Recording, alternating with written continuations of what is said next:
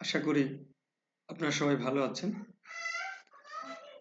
আজ আমরা এসএসসি পরীক্ষার্থী 2025-এর জন্য 2024 সালে অনুষ্ঠিত ক্যাডেট কলেজের উচ্চতর গণিত বিষয়ের প্রশ্ন সলভ করার চেষ্টা করব। চলুন শুরু করি।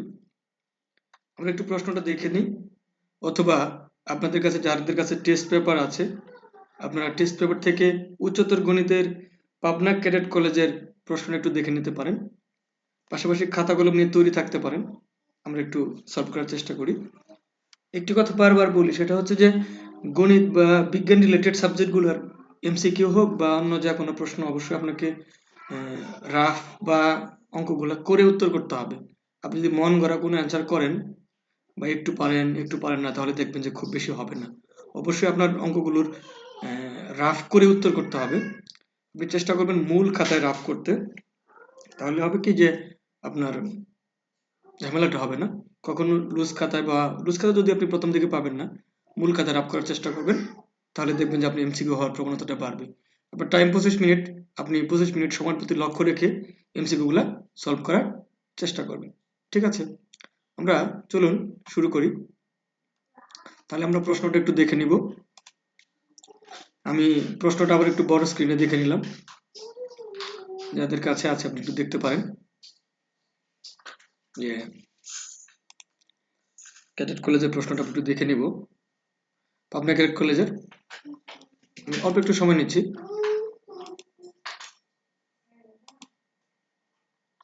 একটু ব্রাশ টুল ইউজ করবো, তো একটু অল্প একটু সময় নিই।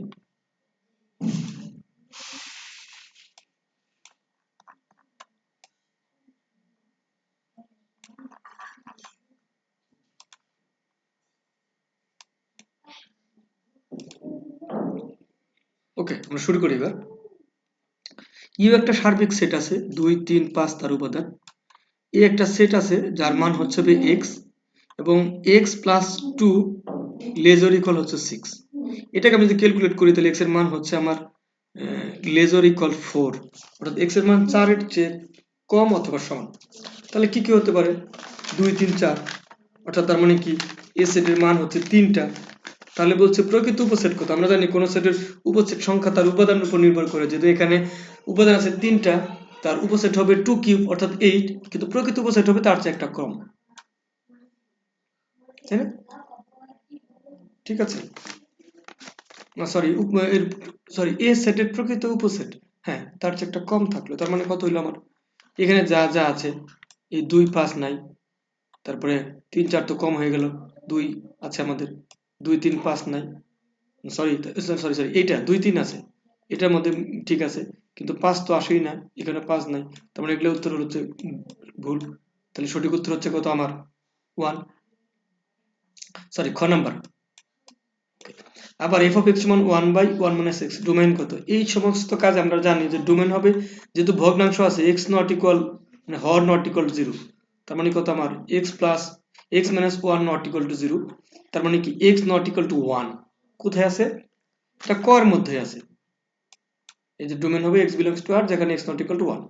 ওকে, x cube plus 4x square minus 11x minus 30 বহুপদীর উৎপাদক নিচের কোনটা? এগুলো তো খুবই সহজ, এগুলো তো আমরা যাচাই করবো। এখানে x ইকুয়াল টু 5 6 দিয়ে যাচাই করবো, x ইকুয়াল টু মাইনাস 2 দিয়ে যাচাই করবো, x ইকুয়াল টু 5 দিয়ে যাচাই করবো, x ইকুয়াল টু মাইনাস 3 দিয়ে যাচাই করবো, কোনটা বসালে মানটা 0 হয়। আপনি ক্যালকুলেটর ইউজ করলেও করতে পারেন, অথবা আপনি সরাসরি এমনি এমনি মান যদি খাতায় করেন তাহলে রাফগুলো করতে পারবেন। ওকে, তারপর 4 নাম্বার, x 3 এবং 5 ব্যাসার্ধ বিশিষ্ট 3টা বৃত্ত পরস্পরকে ছেদ করছে। এইরকম পেলে তো আপনি এরকম একটা ছবি এঁকে নেবেন। এটা একটা বৃত্ত, এটা একটা বৃত্ত, এখানে এরকম একটা বৃত্ত, 3টা বৃত্ত পরস্পরকে ছেদ করছে এইভাবে। তাহলে ছেদ করে ত্রিভুজটি এরকম হবে। বলছে যে একটা ব্যাসার্ধ হচ্ছে x, মনে করলাম এটা ব্যাসার্ধ x, এটা হচ্ছে আমার 3, আরেকটা হচ্ছে তাহলে আমার এটা হচ্ছে আমার 4, তাহলে এইটুকু অবশ্যই 3, তাহলে এইটুকু হচ্ছে 4, এইটুকু হচ্ছে আমার x। তাহলে এই ত্রিভুজের পরিসীমা কত হবে? x plus x, 3 plus 3, 4 plus 4, অর্থাৎ তাহলে ক্যালকুলেট করলে কত হবে? তাহলে x প্লাস 3 অর্থাৎ আমাকে ক্যালকুলেট করলে 2x প্লাস 8, কত হয়? 2 4 4 8, আর হচ্ছে আমার কত হচ্ছে 3, সরি 2x আর 3 3 হচ্ছে 6, তার মানে 16 হচ্ছে, তাই না? 16, আর ওই পাশে ছিল আমার হচ্ছে বলছে যে তার পরিসীমা হচ্ছে 26। 16 থেকে 26 থেকে 16 মাইনাস করলে হচ্ছে আমার 10, অর্থাৎ 2x যদি 10 হয় x = 5 হবে। তার মানে x এর মান কত হবে? 5। জাস্ট আপনি এরকম একটু নিয়ে নিতে পারেন। তারপর বলছে যে 5 থেকে 6 নং প্রশ্ন উত্তর দেব এই চিত্রের সাহায্যে। AC = BC, তার মানে AC এর মান 4, এটা হচ্ছে আমার 4, এটার মান হচ্ছে 4, এবং ACB করে এটা হচ্ছে আমার 120 ডিগ্রি। তাহলে AC এর লম্ব বিক্ষেপ, আমি জানি যে AC এর লম্ব বিক্ষেপ এখান থেকে যুক্ত করে এটুকু হয়, এটা করে AC এর উপর আমার লম্ব বিক্ষেপ। আর এটা যেহেতু 120, সুতরাং এটার মান হবে কত? 60। এটার মান তাহলে কত হবে? 60। ওকে, এই কোণটার মান আমরা 60 ডিগ্রি পেয়ে যাব। তাহলে বলছে যে আমরা জানি যে এই এসি হতে বিসির উপর লম্ব বিক্ষেপ, অর্থাৎ বিসির উপর লম্ব, বিসির পরিধির উপরে লম্ব বিক্ষেপ হবে সিডি, অর্থাৎ সিডির মান আমরা বের করব। তাহলে এটা যদি এসি থাকে, এটা আমরা এসি, তার মানে কি লম্ব এবং ভূমি এবং অতিভুজের সাথে সম্পর্ক আছে। তার মানে cos 60 ভূমি অতিভুজ, মানে সিডি বাই এসি। cos 60 মানে হলো হাফ, সিডি তো মান জানা নাই, এসির মান জানা আছে 4, তার মানে সিডি হবে আমার 4/2, তার মানে সিডির মানটা হবে 2। এবার আপনি সিডির মানটা কত পাবেন? 2। এ বি এর দৈর্ঘ্য কত? এ বি এর দৈর্ঘ্য চাইছে, আমি সিডির মান চেয়েছি। আমি যদি সিডির মানটা তাহলে বিডি এর মান বের করি, 4 + 2, তার মানে হলো আমার 6। আর তাহলে এখন বের করতে হবে এডি এর মান কত। এটির মান দেখেন, তাহলে আমি এখানে 60 ডিগ্রি কোণ আছে, লম্ব এবং ভূমির সাথে সম্পর্ক খুঁজি। 10 60 ডিগ্রি সমান লম্ব বাই ভূমি, 10 60 ডিগ্রি মানে কত? √3 সমান হচ্ছে AD/2, অর্থাৎ তাহলে AD সমান 2√3, তো এডির মান পাইতেছি আমি 2√3। তাহলে AB স্কয়ার সমান হচ্ছে আমার কত? AD square plus BD square. তার মানে কি, এই যে আমার এডির মান হলো 2√3 কে স্কয়ার করলে হয় 12, আর BD এর স্কয়ার করলে 6 মানে 36, 12 + 36 মানে 48 হয়। তাকে যদি আমি ক্যালকুলেট করি 4√3 হয়ে যাবে। এভাবে আপনি সহজে করতে পারেন। তারপরে হচ্ছে x into x square minus z square plus y into z square minus x square plus z into x square minus y square রাশিটি সমমাত্রিক চক্রক্রমিক প্রতিসম। আপনি দেখেন এই তিনটা জিনিসের সংখ্যা আপনাকে জানতে হবে।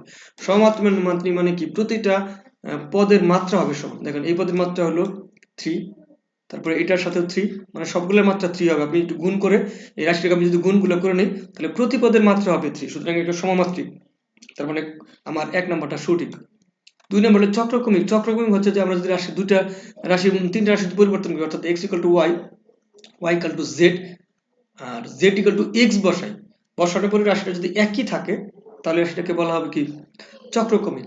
আর প্রতিসম দুইটা রাশি যদি পরস্পর বিনিময় করা হয়, অর্থাৎ x = y, y = x যদি আমরা ব্যবহার করি এবং রাশিটা যদি আগের মতোই থাকে, তখন তাকে প্রতিসম বলে। এখানে দেখেন যে চক্রক্রমিক হয় কিনা আপনি একটু চেক করে দেখবেন। আমরা x = y, y = z এবং z = x বসিয়ে দেখব। যদি ঠিক থাকে তাহলে হচ্ছে চক্রক্রমিক। আমি একটু চেক করে দেখেছি, এই দুই রাশি চক্রক্রমিক হয়, কিন্তু প্রতিসম হয় না। অর্থাৎ x প্রতিসমের বেলায় হবে x = y এবং y = x বসাইলে রাশিটা যদি কি হয়? আগের মতোই থাকে, তখন সেটাকে বলা হয় কি? আমার প্রতিসম। এই রাশি আসলে প্রতিসম হয় না, সেহেতু এটা নাই। ওকে, এরপর হচ্ছে x ≤ 3x/7 + 4 অসমান্তরিক সমাধান সেট। আমরা এই x টাকে বাম পাশে নিব, তাহলে x - 3x/7 হবে, লসাগু করলে 7x - 3x/7, তার মানে কত?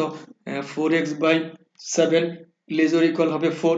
আমরা যদি তাহলে কাটাকাটি করলাম, x ≤ হবে 7 হবে, অর্থাৎ কোথায় আছে এটা? এই যে ঘ নাম্বার, তাহলে 8 এর হবে আমার ঘ নাম্বারের উত্তর। ওকে, এরপরে x² + 4 2√x সমীকরণটির সমাধান কত? এই বেলাতে আমি স্কোয়ার করে নিব, তার মানে x² + 4 = হবে 4x²। সরি, 4x² হবে না, 4x হবে, কারণ এখানে যেহেতু x এর রুট ছিল, স্কোয়ার করে যাবো আমি। তারপরে যদি এই পাশে বাম পাশে সবগুলো নিয়ে আসি, x² - 4x + 4 হবে। আমি যদি সূত্র ফেলাই, বর্গনির্ণয় সূত্র, তাহলে x - 2 হোল স্কোয়ার হবে, অর্থাৎ x = কত হবে? 2। তবে 9 এর গ উত্তর হয়ে যাবে। আচ্ছা, x2x সমান x2x পাওয়ার হচ্ছে x, এই ম্যাথটা হুবহু বইয়ের আছে, দেখেন এটা উত্তর হচ্ছে 9/4 হয়, বই হুবহু আছে। তারপর আমরা এটাকে চেষ্টা করব একই বেজ রাখার জন্য। দেখেন এটাকে একটু কাজ করেন, আমরা প্রথমবার √x টাকে রেখি, x টাকে পাওয়ার উপরে করলাম, এই পাশে √x এর পাওয়ার করি আমরা। দেখেন এখানে x আর হচ্ছে এর পাওয়ার হচ্ছে এক্স এর পাওয়ার হচ্ছে এখানে এক্স এর পাওয়ার 1, এখানে এক্স এর পাওয়ার হাফ। আমি যদি লসাগু করি তাহলে এক্স টু দি পাওয়ার কত হয়, অথবা আমি যদি রুট এক্স রুট এক্স যদি আমরা রুট এক্স কিউব লিখি তাতেও কিন্তু লেখা যায়। তার উপরে আমরা এক্স লিখলাম। পরের লাইনে দেখেন যে আমরা কি বাম পাশে পাওয়ারটা ইন্টারচেঞ্জ করলাম, যে x to the power x তার উপরে রুট এক্স রাখলাম। ডান পাশে আমরা এক্স টু দি পাওয়ার এই যে কিউব যে রুট এক্স লিখে 3 দিয়েছিলাম, তাহলে 3/2 দিয়ে উপরে পাওয়ার এক্স দিয়ে দিলাম। এরপরে এই যে পাওয়ারটা আমরা যদি বাম পাশে ঠিক রাখলাম, x to the power x তার উপরে রুট এক্স রাখলাম। আর ডান পাশে ওই যে উপরে যে এক্স টু দি পাওয়ার 3/2 তার উপরে এক্স ছিল, ওই এক্সটাকে নিচে আনলাম, 3/2টাকে উপরে নিলাম। অর্থাৎ তখন বেস বেস ক্যান্সেল হয়ে পাশে x to the power x, x to the power x, অর্থাৎ রুট এক্স সমান 3/2, তার মানে কি এক্স সমান হচ্ছে 9/4। স্কোয়ার করলে এটা পাওয়া যাবে। জাস্ট আপনি ক্যালকুলেট করে পারেন, একটু করলেই হবে, এটা হুবহু বইয়ে আছে। তবে একটি ধারার nতম পদ হচ্ছে i 1 minus 1 to the power n হলে 19তম পদ কত, অর্থাৎ n এর মান হচ্ছে বিজোড়, বিজোড় হলে -1 টু দি পাওয়ার 19 মানে কত, তাহলে মাইনাস, তার সাথে মাইনাস আছে, মাইনাসে মাইনাসে প্লাস, তারপরে 2, উত্তর হবে 2। ওকে, কত নম্বর করলাম এটা আমরা, উত্তর হবে 2।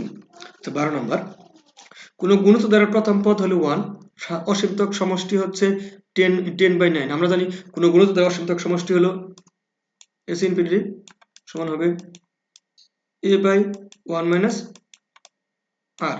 তার মানে ইনফিনিটি হলো আপনার অসীমতক সমষ্টি হলো 10/9, আর এর মান হচ্ছে আপনার 1। তারপর হচ্ছে আর 1 মাইনাস r তো থাকবেই। জাস্ট এটাকে ক্যালকুলেট করলে আর এর মানটা বের করা, আই থিঙ্ক এটা 1/10 হয়, আপনি একটু ক্যালকুলেট করে নিতে পারেন। জাস্ট সূত্রগুলো আপনাকে মনে রাখা, যে আপনি ক্যালকুলেট করলে একটু করবেন, তাহলে ইনশাআল্লাহ দেখবেন হয়ে যাবে। আর সমান সমান 3.1416 হলে 1 রেডিয়ান কত, আমরা জানি হচ্ছে 1 রেডিয়ান সমান কত, সরাসরি সূত্র আছে। 1 রেডিয়ান সমান হচ্ছে 180/পাই ডিগ্রি। আপনি 180 রে 3.1416 দিয়ে ভাগ করেন, যা আসে 57 পয়েন্ট সামথিং আসবো। আমরা জানি 57 পয়েন্ট সামথিং, তার মানে 57 ডিগ্রি হবে, তারপরে 10 মিনিট টুকু ডিগ্রি হবে। কিন্তু আমরা জানি আবার ডিগ্রিকে আমি কি বানাবো, আর একটু ছোট করবো, মিনিট বানাবো। যে দশমিকের পর যে সংখ্যাটা থাকবে তার আপনি 60 দিয়ে গুণ করবেন, তাহলে মিনিট হবে। এরপরে 17 দশমিক সামথিং হবে, তার মানে 17 দশমিকটা ঠিক রাখবেন, তাহলে মিনিট রাখলাম। তারপরে দশমিকের অংশগুলোকে আবার একটা 60 দিয়ে গুণ করবেন, তাহলে কি হয়ে যাবে, সেকেন্ড হয়ে যাবে। তার মানে এটার উত্তর ক হয়। তারপরে এ সমান π/6 হলে π/6 মানে কত হচ্ছে, আমি যদি ডিগ্রিতে কনভার্ট করি, পাচ্ছি 180/6, তার মানে 30 ডিগ্রি। এ সমান 30 ডিগ্রি sin 3a, তার মানে 3a মানে হচ্ছে আমার 390 ডিগ্রি, sin 90 ডিগ্রি মানে 0। একইভাবে তাহলে 3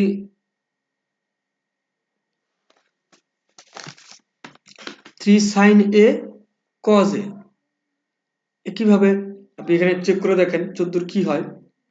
তাহলে এইখানে আসলে একটু জিরো হওয়ার কোনো চান্স আমি দেখি না, কারণ দুইটা দিকে নাই, জিরো হওয়ার কোনো চান্স নাই, তাহলে এটা ভুল।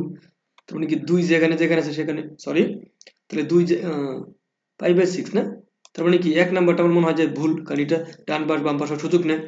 সাইন টুয়াইস এ, তার মানে 30 ডিগ্রি মানে 60 ডিগ্রি, সাইন 60 মানে হচ্ছে half, sorry √2/2, 2 sin a cos a, এখানে আপনি সাইন 30 ডিগ্রি আর হচ্ছে cos 30 ডিগ্রি মান বসে ক্যালকুলেট করেন, আশা করি এটা হয়ে যাবে। তারপরে সাইন এর cos a, অর্থাৎ আপনি যদি 30 ডিগ্রি মানটা বসান, সাইন 30 ডিগ্রি মানে হাফ, cos ডিগ্রি মানে হচ্ছে √3/2, যোগ করলে এই যে 1/√3/2, তার মানে হয় 2 এবং 3 সঠিক হয়। 2 এবং 3 কোথায় আছে, এক নম্বর, অর্থাৎ এখানে আছে, অর্থাৎ বোঝা যাচ্ছে যে এক যেখানে যেখানে আছে সেখানে ভুল। f of x সমান 1 minus e to the power x 1 plus e to the power x, এই সকল অঙ্কগুলো আসলে কমন থাকে, মানে এগুলাকে ইনভার্স ফাংশন করতে গেলে লন আসে, ই থাকলে স্বাভাবিকভাবেই আসে, কিন্তু সবগুলো যেহেতু লন আছে সেক্ষেত্রে আপনাকে রাফটা করতেই হবে। আমরা এরকম ফাংশনগুলোতে চিন্তা করি যে y সমান f of x, তার মানে কি y সমান 1 minus e to the power x 1 plus e to the power x। তারপর আমরা যে যোজন বিয়োজন করি ওই পাশে, যে 1 y plus 1 by y minus 1 সমান এই পাশে ওই 1 minus e to the power x plus 1 plus e to the power x, নিচে 1 minus e to the power x minus 1 minus e to the power x, একটু কাটাকাটি করলাম। তারপরে y plus 1 by y minus 1 থাকবো, আর ডান পাশে থাকবে হচ্ছে 1 by minus e to the power x। তারপরে আমি যদি আরেকটু সাইজ করে e to the power x সমান আসবে 1 minus y by 1 plus y, তারপরে বসে লন নিলাম, তারপরে x সমান সমান ln 1 minus y by 1 minus x, x মানে আমরা যদি ফাংশনটা কনভার্ট করে ফেলি তখন হচ্ছে আমরা ln 1 minus x by 1 plus x পাবো, অর্থাৎ খ নাম্বারটা পেয়ে যাবো। সরি, মানে ঘ নাম্বারটা না, হ্যাঁ। আচ্ছা, এরপর হচ্ছে লগ রুট এইচ, মানে রুট লগ হচ্ছে রুট 8/6 সমান 3 সমস্ত 3/1। তার মানে আমরা এটাকে একটু ক্যালকুলেট করলাম, এটা হচ্ছে 3 থেকে 9 একে 10, এরকম পেলে আমরা জানি যে বেসটা বেস থাকে, তাহলে রুট 8 এর পাওয়ার হবে 10/3, আর ওই পাশে হবে এক্স। রুট 8 মানে হচ্ছে 2 কিউব, তারপরে হাফ, তারপর হচ্ছে 1/3। 2 কিউবের সাথে হাফ, তারপরে 1/3, 2 কিউবের সাথে 2 কিউব, তারপরে হাফ গুণ, তারপরে 10/3 গুণ, কাটাকাটি 2^5 হয়, অর্থাৎ 2^5 মানে 32, অর্থাৎ x এর মান হবে আমার কত, 32। তারপর x প্লাস 1/6 এটা প্রদত্ত একটা রাশি। রাশিটি x মুক্ত পদ। আসলে এই সকল বেলাতে অনেকেই নানাভাবে অনেক কিছু করার চেষ্টা করে, সাধারণ পদ বের করতে পারেন।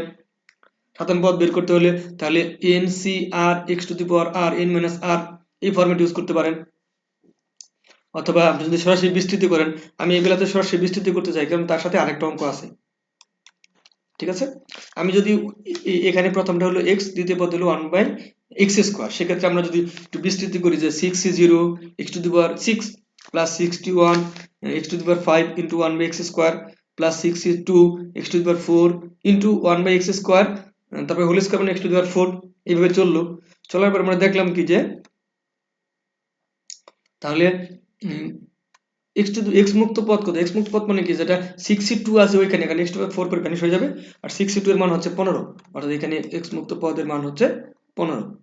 রাশিটির x³ এর সহগ কত, x³ এর সহগ হচ্ছে আমরা দ্বিতীয় পদে পেয়ে যাব, অর্থাৎ x⁵ ইন্টু 1/x² দেখেন x³ থাকবে, সহগ হলো 6c1 মানে হচ্ছে 6, তার মানে এটা উত্তর হবে 6।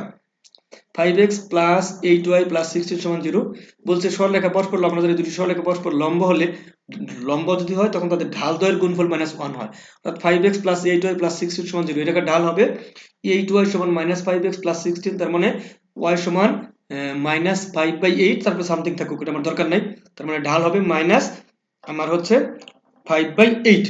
একইভাবে দ্বিতীয় রেখা হচ্ছে ax প্লাস 2y প্লাস 7/0, অর্থাৎ 2y সমান হচ্ছে -ax -2, অর্থাৎ y সমান হচ্ছে -a/2, এরকম। আর বাকি কি হলো আমার লাগবে না, তাহলে প্রথমটা ঢাল হবে -5/8, দ্বিতীয়টা ঢাল হবে -a/2, এই দুটো গুণ করবো সমান -1, ক্যালকুলেট করলে এ সমান হচ্ছে -16/5 হয়ে যাবে। y = 2x + 6 সরলরেখাটা কোন বিন্দুতে x অক্ষে y অক্ষকে ছেদ করে, আমরা জানি x অক্ষের ছেদবিন্দু স্থানাঙ্ক হলো a0, y অক্ষের ছেদবিন্দু হলো 0b, তার মানে হচ্ছে কি শুধু এই যে a0, তার মানে কি a0 আর 0b না, সবগুলোই হইতে পারে। তাহলে আমরা একটু চেক করে দেখব যে যখন y এর মানটা 0 হয় তখন x এর মান 3 হয় কিনা।